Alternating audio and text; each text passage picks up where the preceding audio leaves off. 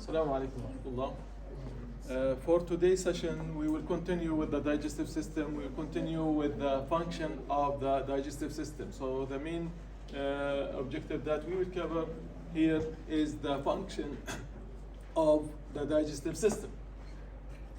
So about the control of digestive system. What are the things that controlling the digestive system, by the way? What is the thing that stimulates the digestive system and the process of digestion?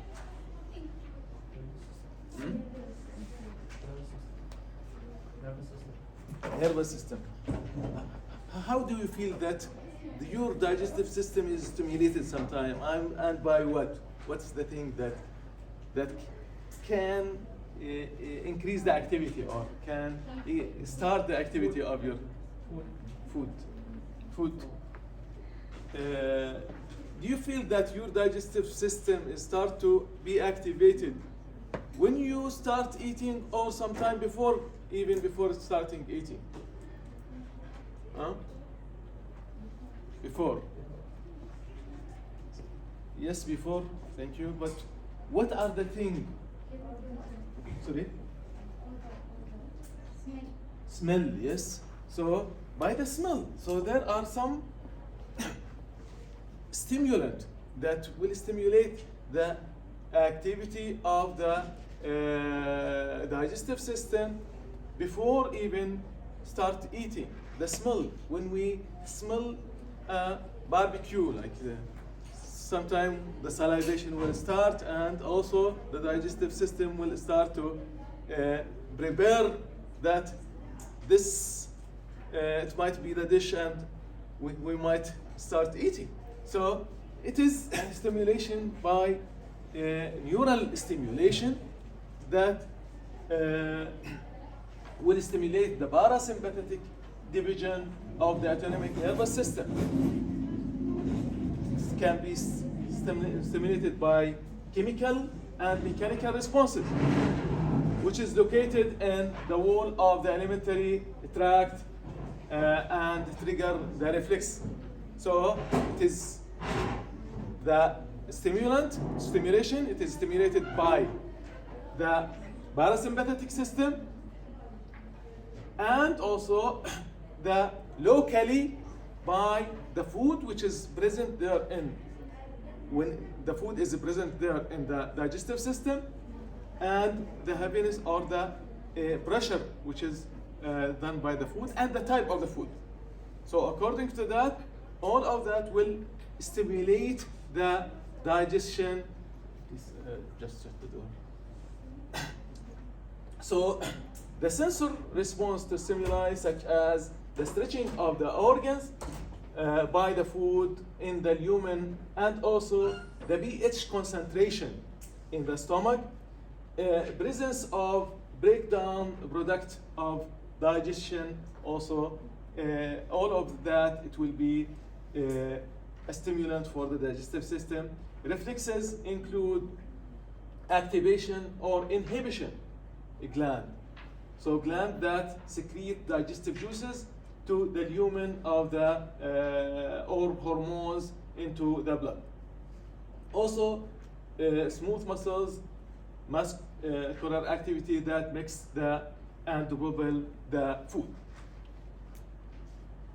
So as we just you may saw this slide many times during the previous session. So it summarizes the process that's happened inside our digestive system. There is in the mouth, if we are starting from the mouth, what's the thing that's happened inside the mouth? What type of digestion is there? Chemical.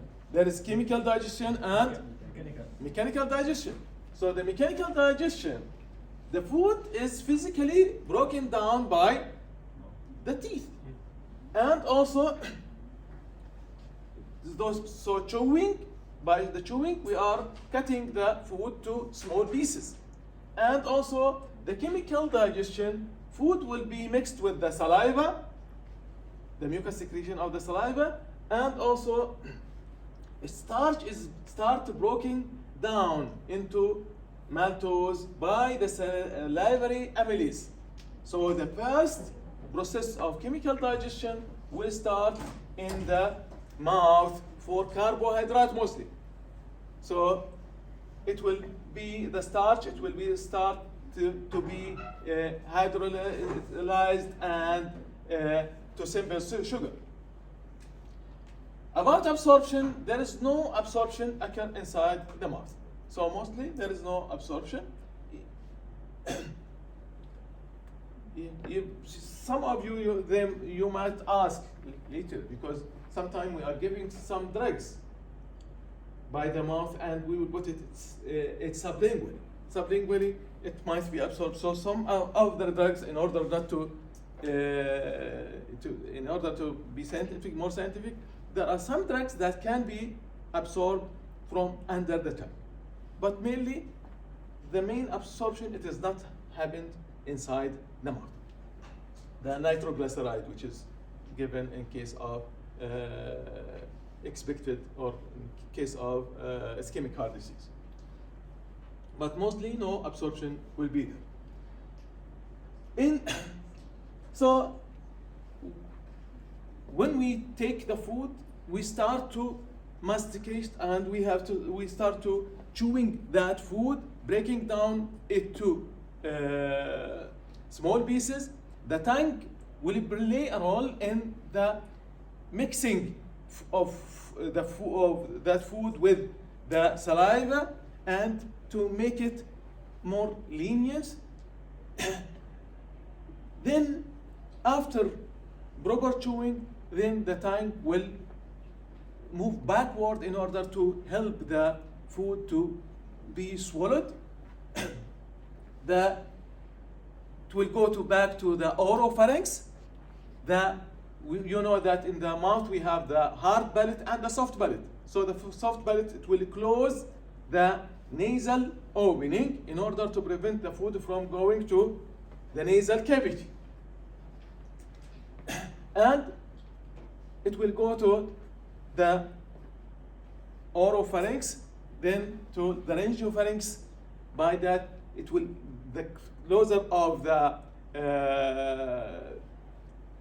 trachea, it will happen in order to prevent also the passage of food toward the respiratory system, and the food will go toward the esophagus.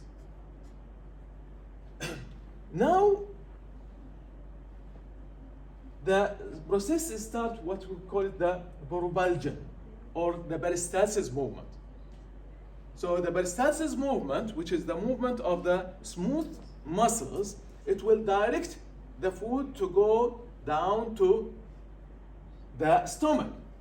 So the food that we swallowed, it will go toward the stomach. Here, the gravity is having nothing to do with that. Because of that, even if we are upside down, we can swallow.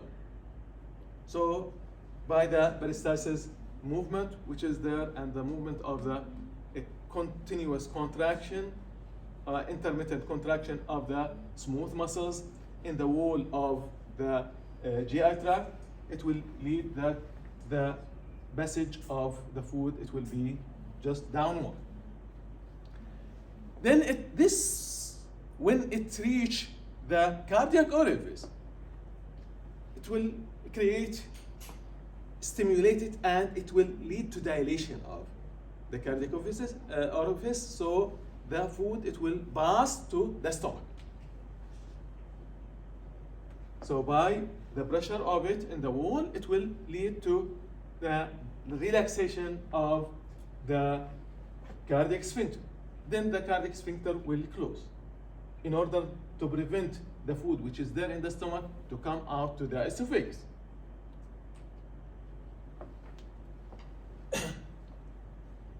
So the pharynx and the esophagus, those organs have no digestive function. They serve just to pathway of the food toward the stomach. So nothing, no digestion, nothing is happened inside, no absorption, just it is a way. It is a pathway to the stomach. So food move in the mouth by the process of what we call it the deglutition or the swallowing. Swallowing is a complex process that involves two phases, as we said. The buccal phase to pharyngeal and esophageal phase.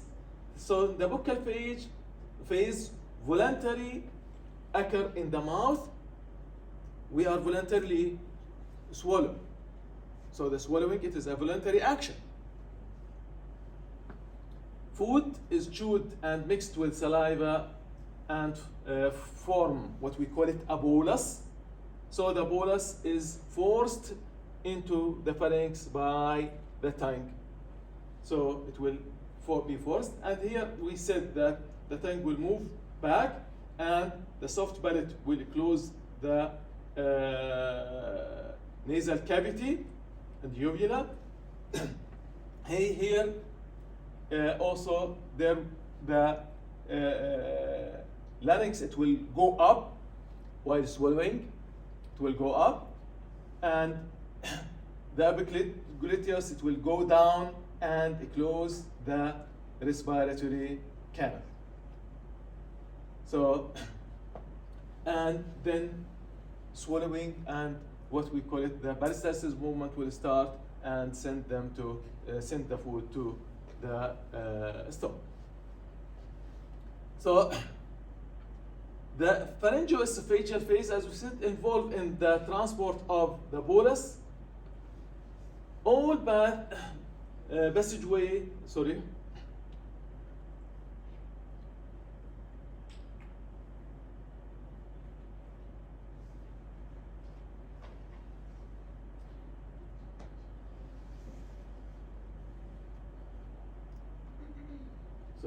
So, a voluntary, as we said, the esophageal, involuntary transport of the bolus, all passageway except the stomach are blocked. So, the tongue, as we said, it will block off the mouth. Soft palate and uvula block the nasopharynx, and the epigluteus block the larynx. So this is the thing that we said during the process of swallowing. In order to prevent food from coming up to the nasal cavity and food to come down to the respiratory cavity. So only the way it will be toward the esophagus. So then the peristalsis movement will start. Propulsion, which will start longitudinal, then the circular muscle will move the bolus toward the stomach. The cardiac sphincter, as we said before, it will open and it will permit the bolus to come down to the stomach. As we said, gravity is having nothing to do with that. So this is the what we call it the propulsion of food. This is again the same slide. Now, what will happen inside the stomach? We said that the cardiac sphincter is opened and let the bolus to come down to the stomach. Now, when the food is coming inside, we said that also the neural effect will stimulate the gastric secretion. So the gastric secretion will start to be secreted in order to complete the process of digestion. So food breakdown in the stomach, secretion of gastric juice, which is regulated, as we said, by a neural and hormonal factor. So neural and hormonal factor will affect that. Neural by the smell, so when we are smelling the food, when we taste the food, this will stimulate the gastric secretion, will stimulate the vagal nerve, and the gastric secretion will be increased. And hormonal effect also. The sight and the smell, as we said, and the taste of the food stimulate the parasympathetic nervous reflex, causing relaxation of or release of the gastric juice. For the stomach, of the gastric juice, there are around 2 to 3 liters per day. So it is a large amount of secretion will be secreted, and it will be mixed with the food in order to digest the food in our stomach. So presence of food will raise the pH of the stomach. So the pH will be raised, which will cause release of the hormone gastrin. So the gastrin will be increased. That hormone also, it will help in digestion. The gastrin will cause the stomach gland to produce protein digesting enzyme and mucus and hydrochloric acid. So the gastrin, it will stimulate the stomach to produce protein digesting enzyme, the mucus also, which help in protection of the stomach also, and liquefaction of the chyme of the food, and increase the hydrochloric acid production. About the hydrochloric acid, it makes the stomach content very acidic. It has both function. One, that if microorganism is there, it will be killed by the acidity. So this is one of the action. So as it destroy the protein, so it will destroy the wall, cell wall of the bacteria, and it will kill the bacteria. The hydrochloric acid activity also, the protein digestion enzyme, the protein digestion enzyme, which is the pepsinogen, it will be changed from pepsinogen to pepsin, which is the active form of it. And active protein digesting enzyme renin. Renin, it works on digestion of milk protein in infant. Renin is present in mostly in infant for digestion of milk. Pepsin, it will digest the protein for in an adult. About the absorption in the stomach, mostly also there is no absorption except for aspirin and alcohol. So aspirin and alcohol, it can be absorbed from the stomach. The other material, it will pass to the intestine, and mostly, as we said before, most of the absorption, it is happened in which part of the intestine? In the small or the large intestine? In the large intestine. In the first portion or the second and third? What we call the first portion? First part of the intestine? Duodenum. In the duodenum, it is for absorption or for digestion? Huh? Duodenum. Mostly for absorption or for digestion? Huh?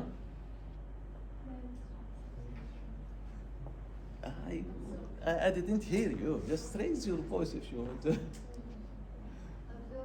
Absorption? Digestion mostly. Chemical digestion. Duodenum, mostly chemical digestion. We repeated many times during the previous sessions. Huh? So, about the propulsion in the stomach. Once the food is well mixed. So the food, it will be by the contraction of when the food is coming inside the stomach, what will happen? The bile valve, it will be closed until the process of digestion is completed and chyme is formed. So the contraction of the wall, it will lead to mechanical digestion, and the chemical substances that we told you about, which is the hydrochloric acid, pepsinogen, and gastrin, all will lead to chemical digestion and hydrolysis of the food particles and breaking down of the food content to a smaller or chemical substances. So the bilirubin, then after the chyme is formed, after the full digestion is formed, what will happen? Then the stomach will start to move the chyme toward the bilirubin. The bilirubin, it will hold this part, this portion, it will hold around 30 ml of chyme, of the mixed food from the chyme is the mixture of digested food in the stomach. It is called chyme. So it will hold around 30 ml at a time. It acts like a meter pump. So it will push 30 ml and then close. And allow a small amount then of 3 ml of the chyme to pass via the biliary sphincter. So this area is containing around 30 ml. This will then, it will lead to passage of 3 ml toward the duodenum. So through the biliary sphincter into the duodenum. The stomach empty within 4 to 6 hours. So it will take a long time. It depends upon amount of meal that we are taking. If we are taking an average amount of meal, in this case it might take 4 hours. If it is small meals, it might take less than that. But if it is a heavy meal, it needs more digestion and it might take 6 hours until it will be fully emptying of the stomach in the duodenum. So every 3 ml are going, those 3 ml, then the process in the duodenum will start according to the content. So in the duodenum, the propulsion, as we said, the peristalsis wave from the fundus toward the biliary here, then grinding, which is the most vigorous peristalsis and mixing action occur close to the biliary. So this is during the process of digestion, and retropulsion, which is the biliary end of the stomach, act as a pump that deliver a small amount of chyme into the duodenum, and by that, in order to prepare it for the process of completion of digestion.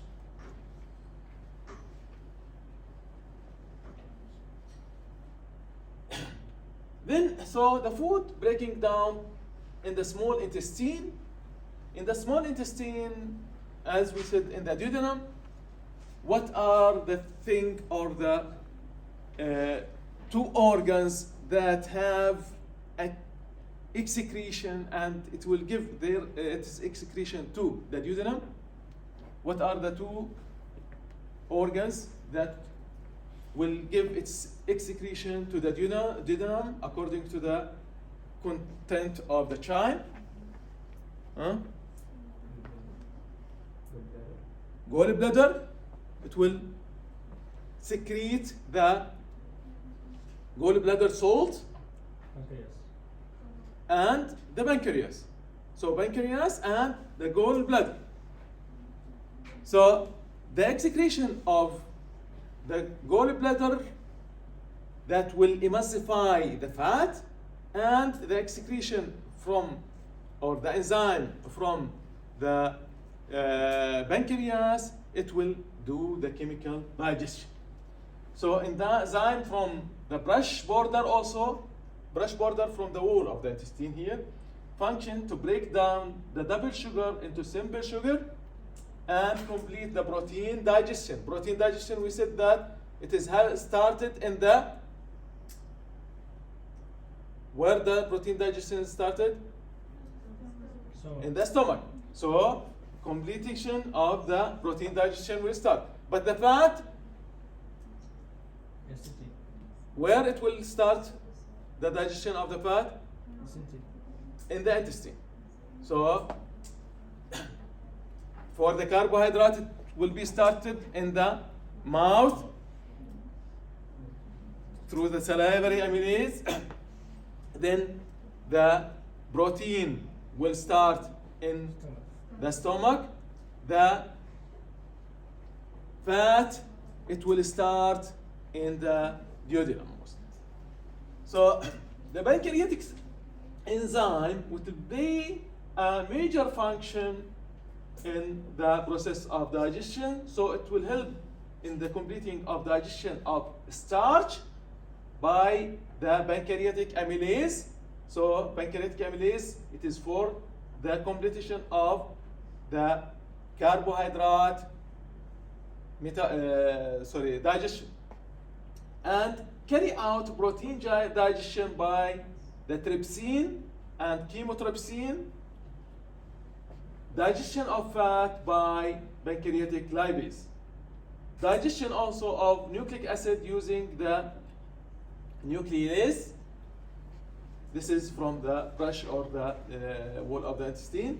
Alkaline content of the pancreatic juice will neutralize the acidic chyme coming from the stomach. From the stomach, due to the HCl, the chyme is acidic.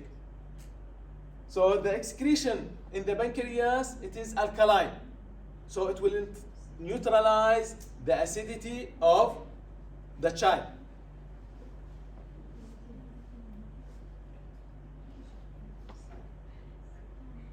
About the regulation of pancreatic juice secretion, about the release of pancreatic juice in the duodenum, it is stimulated by the vagal nerve.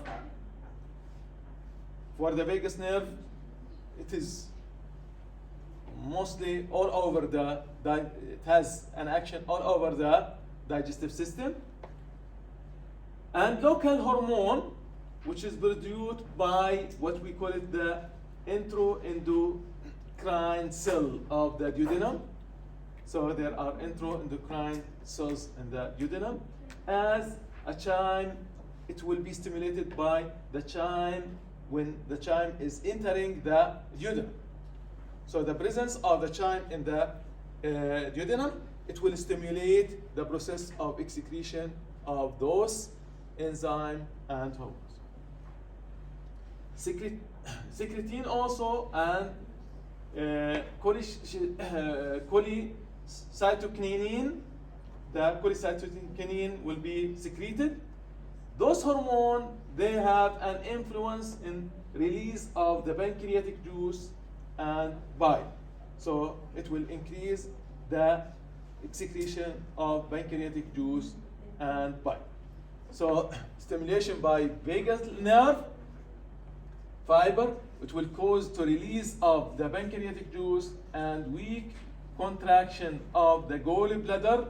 That weak contraction of the gallbladder, it will help that the gallbladder salt, it will be pushed to the duodenum to complete the digestion of fat. So just the chyme will enter the duodenum, it will cause the endocrine cell of the duodenum to release the secretion and chemotrypsin. Chemotrypsin and secretion enter the blood stream, and also upon reaching the pancreas, cholecysteine include the secretion of enzyme, pancreatic juice. Secretion will cause the secretion of bicarbonate-rich pancreatic juice. That bicarbonate, it will neutralize the acidity of the chyme in the duodenum. Otherwise, it will lead to ulceration of the duodenum and digestion of the duodenum itself. Secretion will cause the liver to secrete more bile and cholecysteine, which stimulate the gallbladder to secrete more bile salt, and the process of digestion will be continued.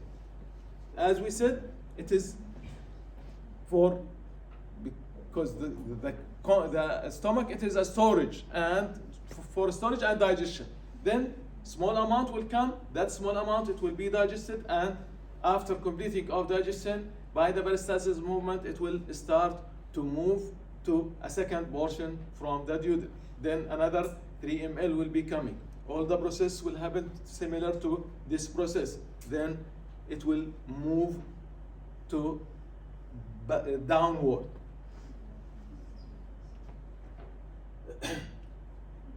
So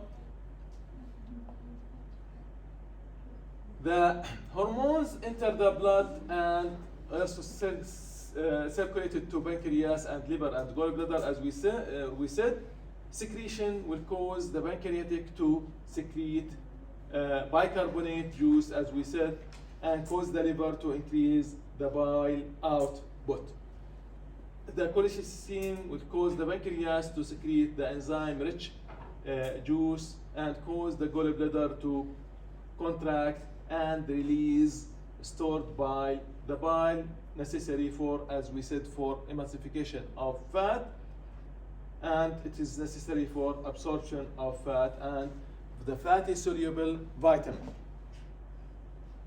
For the vitamin, we said, as you took before in the anatomy 1, it is divided to water soluble and fatty soluble.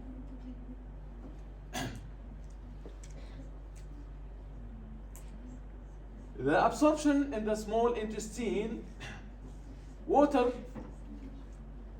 about the water, it is absorbed along the small intestine and also the large intestine. So the whole intestine, water will be absorbed. So along the intestine, end product of digestion,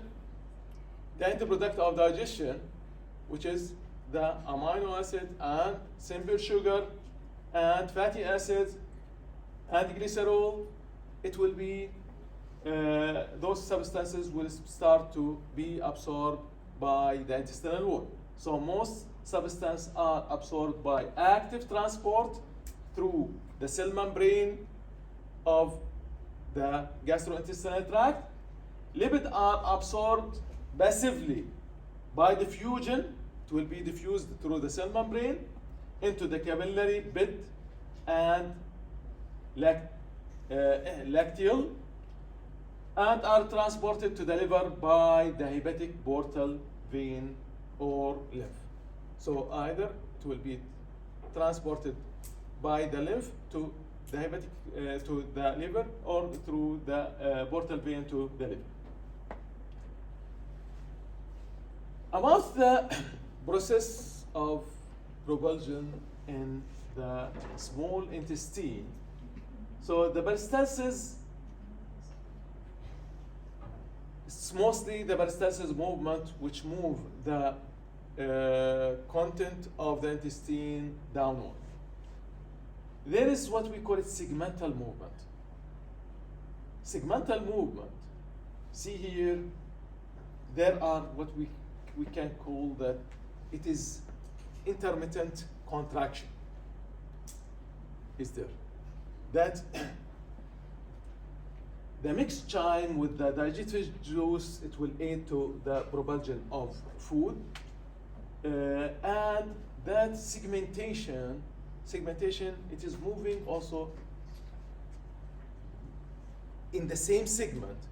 The chyme, it will move backward and forward, then it will be going downward by the peristalsis movement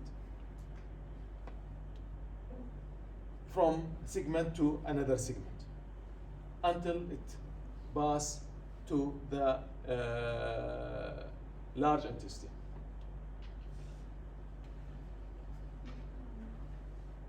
So about the large intestine,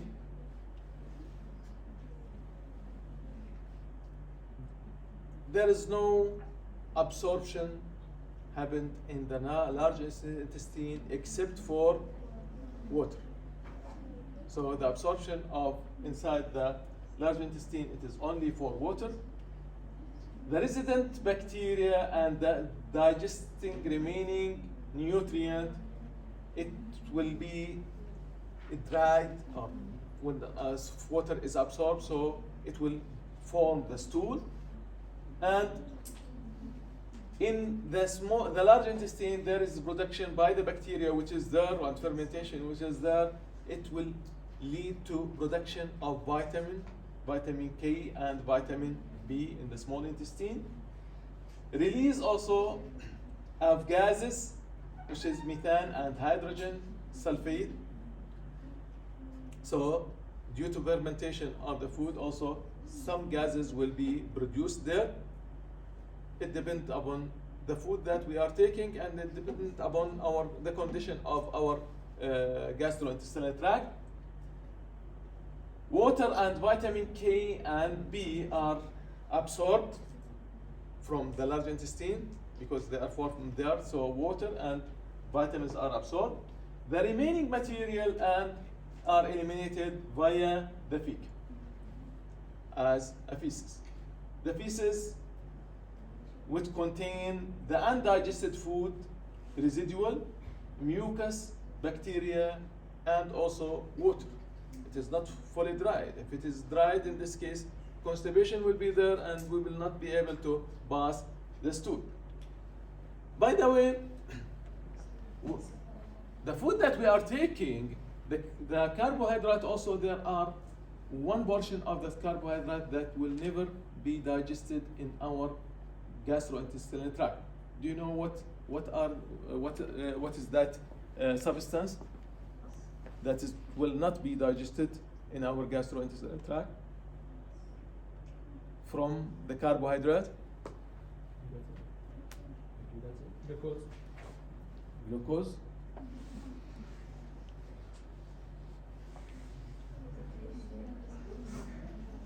What I can say. Glucose, it is the simplest thing. So it has to be hard to be digested. It is the cellulose. Maybe the pronunciation of it is similar, but it is different. So for the cellulose, it will not be digested. It can be break down just to portion, but it will be as a fiber. So it will be stimulated the intestine for or forming a bulk of stool that will be passed away. So for the cellulose, there is no enzymes or hormone that can digest them in the human being. I will stop now and we will continue next session, inshallah. Thank you. Any question?